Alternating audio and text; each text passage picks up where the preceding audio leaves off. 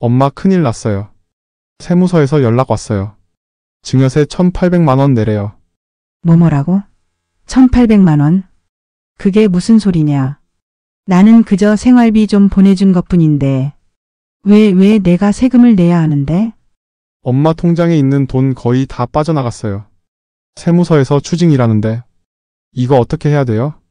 아이고. 이게 뭔 일이냐? 나는 그저 가족 때문에 한 건데. 왜 이런 벌을 받아야 하는 거냐? 결혼 앞둔 애들한테까지 피해가게 생겼네. 1. 가족 간 계좌이체, 왜 이제는 위험해졌는가? 위기의 시작. 어느 겨울 아침이었습니다. 눈발이 조금씩 흩날리던 날이었죠. 광주 북구의 한 작은 아파트에서 68세 김정숙 여사님은 며칠 전 결혼한 딸에게 줄 이불과 가전 보증서를 차곡차곡 정리하고 있었습니다. 자녀 결혼은 늘 기쁘면서도 마음 한구석이 시리다 하지 않겠어요. 빈집이 되어버린 집에서 은근한 외로움이 올라오던 순간 여사님은 우편함에서 노란색 봉투 하나를 발견했습니다. 봉투 겉엔 한 단어가 적혀 있었습니다. 국세청 통지서. 여사님은 그 순간 심장이 철렁 내려앉았죠.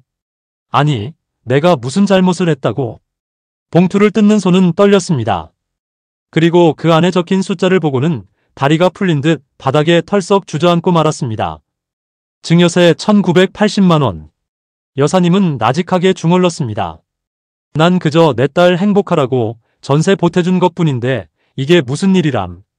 전화기 너머로 딸의 목소리가 울렸습니다. 엄마, 이게 어떻게 된 거예요? 왜 세금이 이렇게 많이 나온대요? 여사님은 혼란스러웠습니다.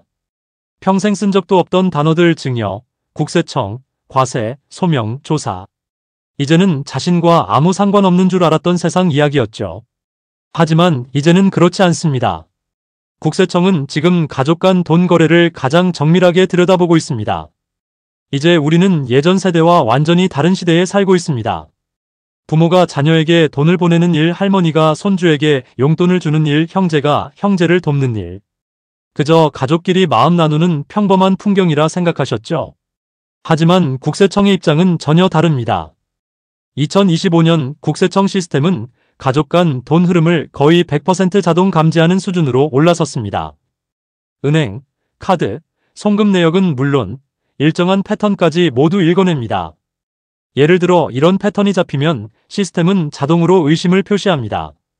매달 비슷한 날짜, 비슷한 금액 송금, 급여 수준보다 과도한 자녀 지출, 송금 직후 차량 전세 계약 체결, 고령자의 통장에서 대규모 송금, 미성년자 통장에 주기적 입금, 현금 반복 인출. 예전엔 이런 일들이 그냥 지나갔습니다. 하지만 지금은 다릅니다. 국세청의 프로그램은 마치 가족 간 돈 흐름을 지켜보는 CCTV 같습니다. 조금만 수상하면 즉시 빨간 표시가 뜹니다. 그리고 그저 설명해주세요가 아니라 증여세 추징 대상으로 바로 전환됩니다. 왜 이렇게까지 달라졌을까? 그 이유는 단순합니다. 국가의 세금 수입이 크게 줄었기 때문입니다.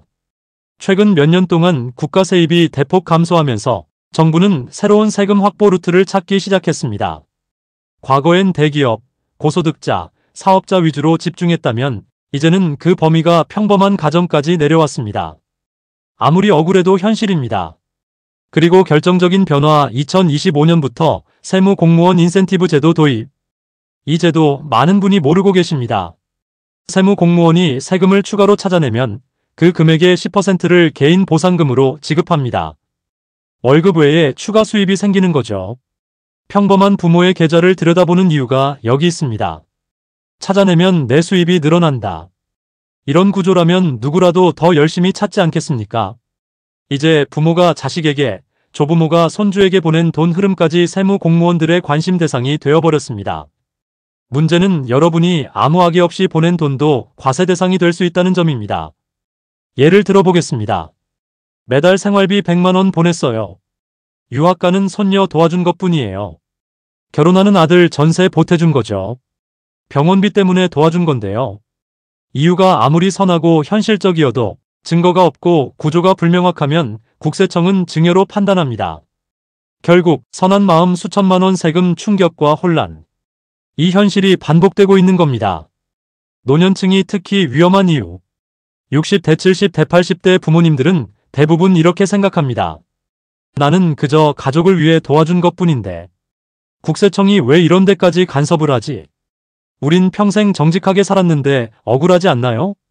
하지만 어르신 세대의 감성과는 다르게 세무 시스템은 감정을 고려하지 않습니다. 컴퓨터는 패턴만 봅니다. 반복인가? 금액이 큰가? 송금 후 어떤 지출이 있었나? 소득 대비 과도한 금액인가? 증빙이 있는가?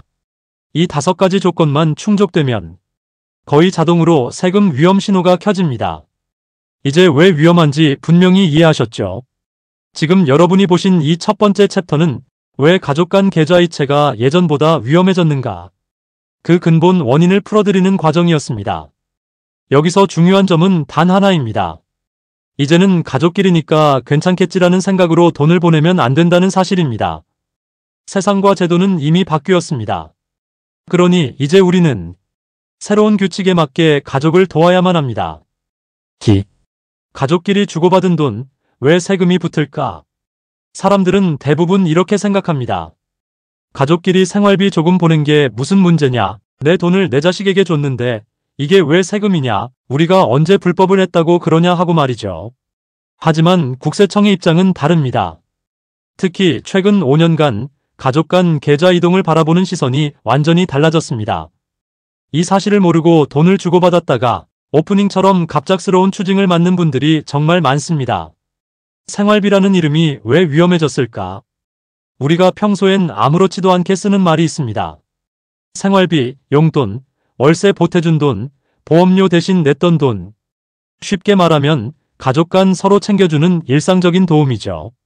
그런데 국세청은 이걸 매우 다른 눈으로 바라봅니다. 예를 들어볼까요? 사례 1, 엄마가 대신 냈던 보험료가 문제되는 순간 60대 박 씨는 아들의 보험료를 매달 20만 원씩 대신 내줬습니다. 박 씨는 늘 이렇게 말했습니다. 아니, 내 자식 보험료 좀 대신 내준 게 뭐가 문제야. 그건 증여가 아니라 부모 도리 아니겠어. 하지만 국세청 전산엔 이렇게 찍힙니다. 특정 계좌에서 매월 동일한 패턴으로 빠져나가는 20만 원. 수혜자는 아들. 총액은 1년에 240만 원, 5년에 1200만 원. 아들의 소득은 낮음. 자금 출처는 모두 어머니. 국세청 입장에서는 이건 생활비인지 아니면 증여인지 확인해야겠다 하는 신호가 들어오는 겁니다. 박 씨는 단 한 번도 신고한 적이 없었습니다. 그리고 어느 날 갑자기 아들에게 증여세 고지서가 날아왔습니다. 그 순간 박 씨는 울먹이며 이렇게 말하더군요. 이걸 증여라고 부를 줄은 몰랐죠. 그저 부모 마음이었는데 말입니다. 그 마음 참 아프다 싶죠. 국세청은 생활비와 증여를 이렇게 구분합니다. 겉으로 보면 똑같이 돈을 주는 거지만 국세청은 두 가지를 명확히 구분합니다. 생활비 실제로 생활 유지 목적, 증여 재산을 무상 이전한 것. 여기서 중요한 건 이 판단은 주는 사람이 아니라 국세청이 한다는 점입니다. 우리는 생활비라고 생각할지 몰라도 거래 패턴 금액 수혜자의 상황을 보면 국세청은 이건 증여다 하고 판단할 수 있죠. 왜 최근 들어 더 엄격해졌을까? 국세청은 예전엔 가족 간 돈 이동을 크게 신경 쓰지 않았습니다. 하지만 이제는 다릅니다. 금융기관 데이터 자동 수집, 계좌 간 이동 기록 15년 보관, 고액거래 자동 포착, 반복 이체 패턴 분석. 이 모든 시스템이 합쳐지면서 가족 간 생활비는 더 이상 사적인 영역이 아니게 됐습니다. 특히 수십만 원씩 수백 회 반복 이체되는 경우는 지금은 거의 100% 전산에 걸립니다. 굉장히 무섭죠. 내가 평생 모은 돈이 어느 날 갑자기 없어지고 국세청에서 추징이라는 이름으로 가져간다면 얼마나 황당하고 속상하겠습니까? 사례 이 엄마가 30만 원씩 보냈던 생활비가 결국 증여로 70대 이모 씨는 혼자 사는 딸에게 매달 30만 원씩 보내줬습니다. 딸이 취업이 잘 안 되어 돈이 부족해 보이니 그냥 엄마 마음으로 용돈처럼 줬던 돈이었죠. 하지만 국세청은 이렇게 판단합니다. 성인 자녀, 경제적으로 독립 가능, 일정 금액이 반복적으로 지급, 지출 목적 확인 불가, 1년 누적 360만 원, 7년 누적 2,520만 원. 국세청 전사는 생활비라 보지 않습니다. 장기 증여로 분류하죠. 이모 씨가 고지서를 받고 한 말이 아직도 잊히지 않네요. 이게 딸을 돕는 것도 죄가 되는 세상인가요? 그 목소리 떨림에 얼마나 억울함이 묻어 있었는지 모릅니다. 하지만 국세청은 감정보다 데이터로 움직이죠. 이쯤 되면 이런 생각이 드실 겁니다. 가족끼리 돈 주고받기도 무서워지겠네. 생활비는 어디까지 생활비고 어디서부터 증여일까? 내가 보낸 건 괜찮은 건가? 그렇습니다. 이제는 의도가 아니라 형식이 더 중요해진 시대입니다. 심지어 10만 원이라도 패턴이 반복되면 국세청은 의심할 수 있습니다. 우리가 모르고 하는 실수가 나중에 1천만 원, 2천만 원 추징으로 돌아오는 일이 요즘 정말 흔해졌습니다. 그래서 우리는 자금 흐름의 원칙을 알아야 합니다. 이제부터는 얼마를 보냈느냐보다 어떤 형태로 보냈느냐가 중요합니다. 목적이 명확한지, 반복 패턴이 있는지, 수혜자의 소득 수준과 맞는지, 기록이 남는지, 증빙을 만들 수 있는지, 이 5가지가 생활비와 증여를 나누는 결정적 기준입니다. 이 기준을 모르는 사람들이 지금도 계속 추징을 당하고 있습니다. 정말 안타까운 일이죠. 여기서 핵심 메시지, 가족 간 돈 이동은 우리끼리 문제 아니냐는 생각을 버려야 합니다. 국세청은 1원이라도 반복되면 반드시 본다는 마인드로 움직입니다. 우리가 몰라서 한 실수 하나가 10년 뒤 통장 잔고를 송두리째 흔들어 버릴 수도 있습니다. 3. 국세청은 가족 간 계좌이체를 이렇게 포착합니다. 사람들은 이렇게 말하곤 합니다. 국세청이 우리 집 통장을 어떻게 일일이 다 보겠어? 설마 이런 소액까지 신경 쓰겠나? 가족끼리 주고받은 돈은 사적인 거잖아. 하지만 지금의 국세청 시스템은 그런 식으로 움직이지 않습니다. 이제는 사람이 보는 게 아니라 AI와 전산이 자동으로 잡아냅니다. 우리가 생각하는 것보다 훨씬 빠르고 훨씬 세밀하고 훨씬 냉정하게요. 1. 국세청의 자금 추적 시스템은 이렇게 돌아갑니다. 과거에는 세무 공무원이 일일이 통장을 들여다보고 수상한 거래가 있는지 확인했다면 요즘은 모든 금융 데이터가 자동으로 국세청에 넘어가고 전산이 스스로 이상 거래를 찾아냅니다. 이걸 FIU 금융거래 분석 시스템이라고 부릅니다. 예를 들면 50만 원이든 30만 원이든 심지어 10만 원이라도 반복적으로 이동하면 그것만으로 시스템은 경고등을 켭니다. 여기서 중요한 건 금액이 아니라 패턴이라는 사실이죠. 반복 규칙성 특정 가족만 거래, 소득 불균형 지출 설명 불가. 이 5가지가 딱 맞아떨어지는 순간 국세청 전사는 잠재적 증여라고 판정해버립니다. 그리고 이 판정은 사람이 뒤집기 어렵습니다. AI가 찾아낸 이상 징후는 거의 90% 이상 실제 조사로 이어지거든요. 국세청이 가장 먼저 보는 것 돈이 어디서 와서 어디로 갔는가. 예를 하나 들어보겠습니다. 어머니 통장에서 딸 통장으로 같은 금액이 매달 정해진 날짜에 1년, 2년, 3년 동안 꾸준히 들어옵니다. 이런 흐름은 전산에 이렇게 찍힙니다. 동일 패턴, 동일 수취인, 고정 금액, 고정 날짜, 목적 불명. 이 조합은 생활비가 아니라 증여 패턴으로 분류되는 대표적인 형태입니다. 여기서 무서운 건 단 한 번도 신고를 안 했다는 것이죠. 그리고 그게 문제로 남습니다. 3. 국세청은 생활비인지 증여인지를 이렇게 판단합니다. 우리는 이렇게 말합니다. 그냥 월세 보태준 건데요. 밥값 좀 보내준 거예요. 애가 형편이 어려워서요. 하지만 국세청은 이런 설명을 보지 않습니다. 대신 이렇게 봅니다. 수혜자가 성인이냐 미성년이냐, 직업소득 수준이 있느냐, 지출이 정기적이냐 단발성이냐, 금액이 생활비로 실제 쓰였느냐, 입증 자료가 있느냐. 이 5개 항목 중 단 하나라도 어긋나면 국세청은 금방 증여 쪽으로 판단을 굳혀버립니다. 특히나 반복성이 있는 거래는 생활비로 인정받기 매우 어렵습니다. 아무리 금액이 적어도 말이죠. 4. 소액이라고 괜찮다? 그건 옛말입니다. 많은 어르신들이 이렇게 생각합니다. 10만 원 정도가 무슨 문제가 되겠어. 30만 원 가지고 세무서가 움직이겠나. 가족끼리 조금 도와준 건데 그냥 넘어가겠지. 하지만 지금의 국세청 AI는 금액이 아니라 패턴을 기준으로 의심합니다. 10만 원이라도 매달 똑같은 패턴으로 1년 이상 반복되면 바로 증여 의심으로 들어가는 겁니다. 예를 들어 10만 원 36개월 360만 원, 20만 원 48개월 960만 원, 30만 원 60개월 1800만 원. 이 금액이 다 합쳐져서 증여 금액으로 인정된다면 그 순간 증여세율 가산세가 합쳐져 수백만 원에서 많게는 1000만 원대 추징까지도 이어질 수 있습니다. 무서운 건 이걸 대부분 모른다는 거죠. 5.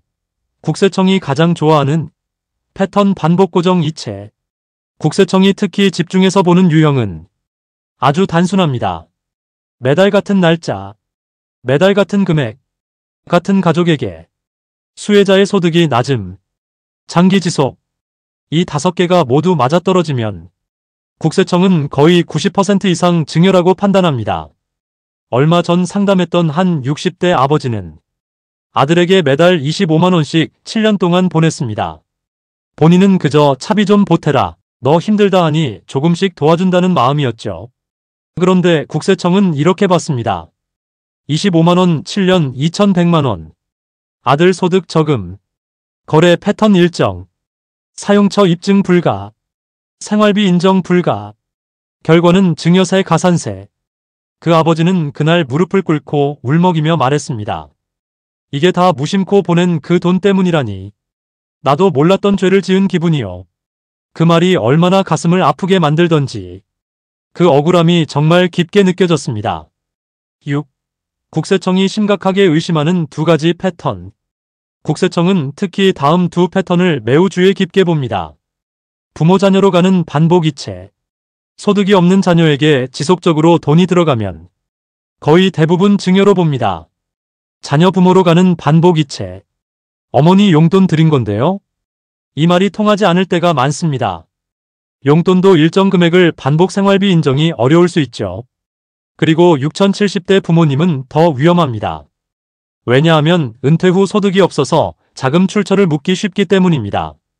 7. 여기서 핵심을 다시 짚어보면 국세청은 금액이 아니라 패턴과 목적을 본다. 그리고 가족끼리라 괜찮다는 생각은 전산 시스템 앞에서는 통하지 않는다. 이제는 10만 원이라도 반복되면 증여로 보겠다는 게 국세청의 기본 입장입니다. 4. 생활비, 용돈 얼마까지 안전하게 줄 수 있을까? 국세청이 계좌를 포착하고 반복 패턴을 확인했으니 이제 가장 궁금한 질문이 남습니다. 그럼 도대체 얼마까지는 세금 걱정 없이 가족을 도울 수 있는가? 많은 부모님과 조부모님들이 딸, 아들, 손주를 위해 생활비를 주면서 혹시 세금 나오면 어떡하지? 라는 고민을 합니다. 그리고 이 고민이 현실이 되는 순간이 바로 세무조사입니다. 1. 자녀에게 줄 수 있는 비과세 금액. 2025년 현재 기준 부모가 성인 자녀에게 10년 동안 총 5천만 원까지는 세금 없이 증여가 가능합니다. 쉽게 말해 한 번에 5천만 원을 주면 문제가 생길 수 있으니 여러 해에 걸쳐 나누어 주면 안전하다는 겁니다. 예시 1. 2022년 2천만 원, 2025년 3천만 원 합계 5천만 원 문제 없음. 예시 2. 2020년 3천만 원, 2024년 3천만 원. 합계 6천만 원, 5천만 원 초과분 1천만 원의 증여세 부과. 조부모가 미성년 손주에게 주는 경우는 10년간 총 2천만 원까지 비과세입니다. 형제자매나 삼촌, 이모가 조카에게 주는 경우는 500만 원까지 가능합니다.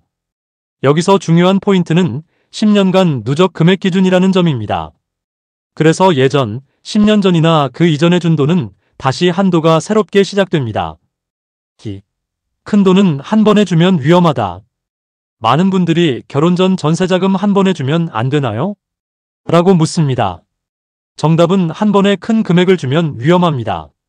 부산 정미영 씨 사례 딸 결혼 전 전세자금 1억 5천만 원을 한 번에 송금 증여세 3,240만 원 부과. 해결 방법은 간단합니다. 10년간 5천만 원까지는 비과세. 초과 금액은 차용증을 작성해 빌려주는 형태로 처리. 즉, 큰 돈은 나누어 주고 나머지는 법적 서류로 안전하게 보호하는 방법이 필요합니다. 3. 차용증 활용법. 차용증 많이 들어보셨죠? 돈을 빌려줬다는 증거 서류입니다. 하지만 중요한 건 단순히 작성만 하는 것이 아니라 정확하게 작성하는 것입니다. 금액은 숫자와 한글로 함께 쓰기 예금 1억 원 정. 목적 명확히 기재 예 전세자금 지원, 생활비 지원 등. 상환 계획 구체적 작성 예 2026년부터 매월 50만 원씩 상환. 부모와 자녀 모두 자필 서명. 날짜 명확히 기재. 이렇게 하면 법적으로 돌려받지 않아도 문제 없습니다. 즉, 증여로 간주될 위험을 미리 차단하는 겁니다. 또한 부부는 각각 2억 1,700만 원까지 이자 없이 빌려줄 수 있습니다. 즉, 부모가 각각 2억 1,700만 원, 총 4억 3,400만 원까지 증여세 걱정 없이 빌려줄 수 있다는 뜻입니다. 4. 송금 메모의 중요성. 많은 분들이 돈을 보낼 때 메모란에 단순히 용돈, 사랑해라고 쓰곤 합니다. 그런데 이 표현은 국세청 입장에서 매우 애매합니다. 추천 메모 예시는 다음과 같습니다. 4월 생활비, 대학 등록금, 병원비 지원, 월세 보조. 이처럼 구체적으로 목적을 명확히 적어야 합니다. 이 기록 하나로 세무조사 시 증거가 됩니다. 5. 직접 기관 납부가 가장 안전. 큰 돈을 자녀에게 송금하지 않고 직접 학교, 집주인, 병원 등 기관에 지급하는 방법도 있습니다. 등록금 학교로 직접 납부, 전세금 집주인에게 직접 송금, 병원비 병원에 직접 납부. 영수증만 있으면 국세청에서도 확인 가능하고 증여로 간주될 위험이 거의 없습니다. 6. 증여세를 피하는 5가지 핵심 원칙 정리. 송금 메모 구체적으로 작성. 큰 금액은 나눠서 지급 10년간 5천만 원 비과세 기준. 차용증 작성 원금 상환 일부라도 기록. 모든 증거자료 5년 이상 보관 카톡, 통장 내역, 영수증. 교육비, 의료비 등 직접 기관 납부. 이 5가지 원칙만 지켜도 세무조사에서 안전하게 통과할 확률이 현저히 높아집니다. 7. 사례로 이해하기. 대전 강정희 씨 67세 아들 창업자금 1억 원 지원. 처음엔 매월 원금이자 상환 계획 기록. 사업이 부진 상환 계획 변경 약정서 작성. 결과 세무조사 통과, 증여세 영원. 부산 김영철 씨 72세 아들 유학자금 8천만 원 지원. 차용증 작성 카톡 대화 기록 증거. 결과 증여세 영원, 안전하게 지원 완료. 사례를 보면 알 수 있죠. 단순 송금만 해서는 위험. 기록과 서류를 갖추면 안전. 5. 세무조사 통지서가 날아왔을 때 어떻게 대응해야 할까? 사람들이 가장 두려워하는 순간이 바로 이겁니다. 세무조사 통지서가 집으로 날아왔습니다. 이때 대부분 어르신들의 첫 반응은 비슷합니다. 내가 뭘 잘못했지? 평생 모은 돈이 한순간에 날아가는 건가? 아이들 결혼, 손주 대학 어떻게 해야 하지? 하지만 당황만 하고 시간을 보내면 상황은 더 악화될 수 있습니다. 따라서 준비된 사람과 준비 안 된 사람의 차이는 바로 여기서 나옵니다. 1. 세무조사 통지서를 받으면 가장 먼저 해야 할 일. 첫 번째, 즉시 세무사에게 연락하세요. 전문가에게 상황을 알리고 대응 계획을 세우는 것이 가장 안전합니다. 비용이 들더라도 전문가 도움은 필수입니다. 혼자 판단하다가 잘못 대응하면 추징액이 수백만 원에서 수천만 원으로 늘어날 수 있습니다. 두 번째, 모든 증거 자료를 정리하세요. 통장 거래 내역, 차용증, 카톡 대화, 영수증, 계약서 등. 국세청은 말보다 데이터와 증빙을 믿습니다. 즉, 기록이 많을수록 조사에서 안전합니다. 세 번째, 솔직하게 대응하세요. 생활비, 교육비, 병원비 등 실제 사용 목적이라면 당당히 주장. 그러나 증빙이 부족한 부분은 인정하는 것이 오히려 유리할 때가 있습니다. 실제 사례 세무조사 대응 성공 사례. 사례 1. 안산 박종철 씨 75세. 손주에게 10년간 매달 200만 원씩 총 2억 4천만 원 송금. 세무조사 통지 당황. 하지만 증거자료 완벽 확보. 병원비 영수증. 대학 등록금 납입증. 월세 계약서. 결과 2억 4천만 원 중 1억 7천만 원은 생활비 교육비로 인정. 나머지 7천만 원만 증여, 증여세 1,400만 원 납부. 사례 2 대구 김영호 씨 75세. 아내 명의로 5억 원 증여, 공증 유언장 작성. 세무서 연락 배우자 증여는 6억까지 비과세. 결과 증여세 한 푼 없이 안전하게 자산 이전. 이 두 사례에서 알 수 있죠. 증빙과 법적 절차만 제대로 갖추면 세무조사는 무섭지 않습니다. 3. 세무조사가 나올 가능성이 높은 위험 패턴. 국세청이 눈여겨보는 대표적 패턴은 다음과 같습니다. 정기적, 동일 금액 송금. 매달 50만 원씩, 동일 날짜 전산 경고. 송금 직후 자산 구입. 자녀가 송금받은 돈으로 바로 자동차, 부동산 구입 증여로 간주. 소득 대비 과도한 지출. 아들 연봉 2,600만 원인데 결혼식 비용 4천만 원. 부모 계좌가 지원 증여 가능성 포착. 미성년자 계좌 송금. 손주 통장에 매달 저금 국세청 집중 탐지. 이 패턴에 한 번이라도 걸리면 세무조사가 시작될 가능성이 매우 높습니다. 4. 안전하게 대응하는 법. 차용증 활용. 빌려준 형태로 처리, 원금 상환 계획 기록. 이자 없이도 법적 문제 없음 2억 1,700만 원까지. 송금 목적 구체화. 등록금, 병원비, 월세 등. 용돈 같은 모호한 표현 금지. 증빙 자료 확보. 5년 이상 보관. 카톡, 통장 내역, 영수증 모두 활용. 직접 기관 납부. 큰 금액은 자녀 통장이 아니라 학교, 집주인, 병원 등으로 직접 송금. 이 4가지 원칙만 지켜도 세무조사 대응은 훨씬 수월해집니다. 5. 마지막으로 배우자 증여의 특별한 혜택. 배우자 간 증여는 10년간 6억 원까지 비과세. 생활비는 금액 상관없이 증여세 없음. 부동산 증여 시 등기부등본에 증여 명시, 나중 상속 문제 최소화. 단, 배우자에게 다 줄 경우 자녀 합의 필요. 공증 유언장 작성 권장. 서울 박춘배 씨 78세 사례. 본인 아파트 5억 원 안에 통장으로 이동. 증여세 한 푼 없이 안전. 상속 문제도 미리 해결. 이처럼 배우자 증여 활용은 가족 재산 보호와 세금 절약 두 마리 토끼를 잡는 방법입니다. 챕터 5 핵심 정리. 세무조사 통지서가 오면 당황하지 말고 즉시 전문가 상담. 증빙 자료를 최대한 확보. 솔직하게 대응, 부족한 부분은 인정. 위험 패턴을 미리 알고 사전에 대비. 배우자 증여, 차용증, 직접 기관 납부 등 법적 장치 활용. 오늘 배우신 내용대로만 준비해도 세금 폭탄에서 자유로워질 수 있습니다. 6. 가족 재산을 지키는 마지막 전략과 행동 가이드. 자, 지금까지 챕터 1부터 5까지 따라오셨습니다. 국세청이 가족 간 계좌를 보는 이유. 위험한 송금 패턴. 안전하게 증여하는 방법. 세무조사 대응법. 배우자 증여 활용 팁. 이제 마지막으로 오늘 배운 모든 내용을 정리하고 실제로 여러분이 당장 할 수 있는 행동 가이드를 드리겠습니다. 1. 오늘 배운 핵심 정리. 국세청은 AI로 가족 계좌까지 감시. 반복, 규칙적, 고정금액 송금은 거의 증여로 판단. 금액이 작아도 패턴이 있으면 위험. 비과세 한도 확인. 부모 성인 자녀 10년간 총 5천만 원. 조부모 미성년 손주 10년간 총 2천만 원.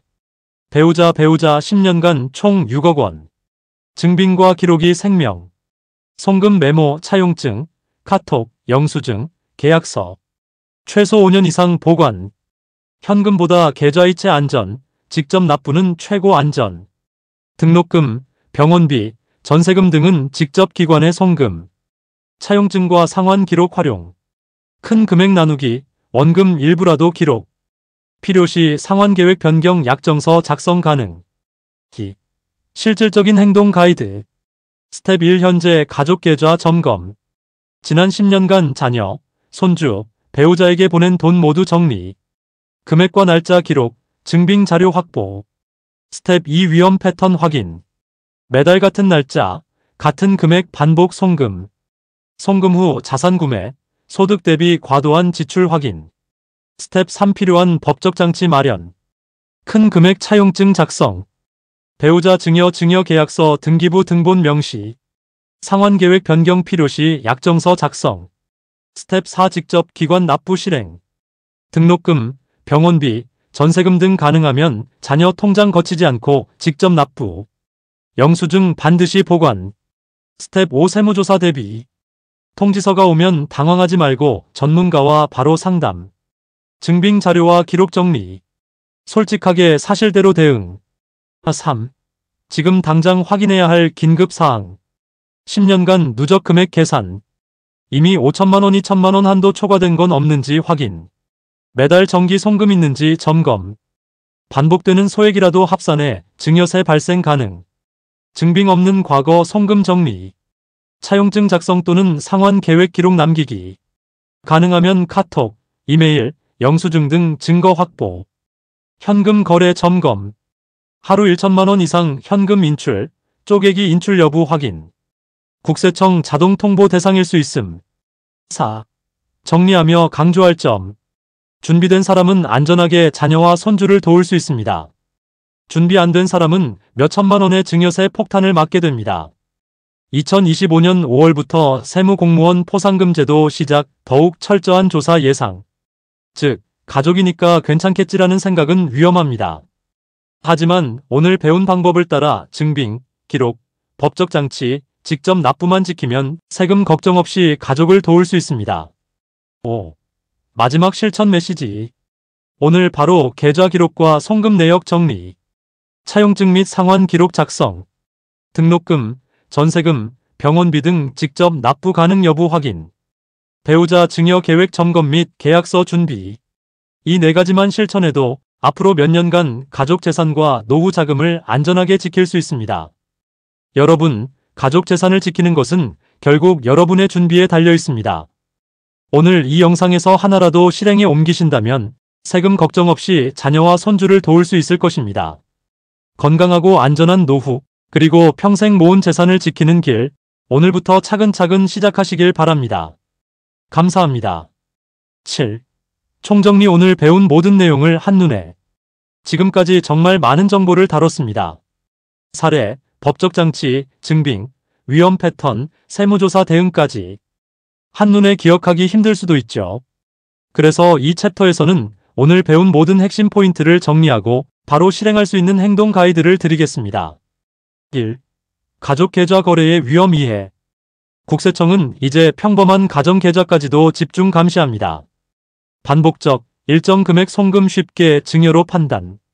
송금 직후 자산 구입, 소득 대비 과도한 지출, 미성년자 계좌 입금 조사 대상. 즉, 괜찮겠지라는 생각은 위험입니다.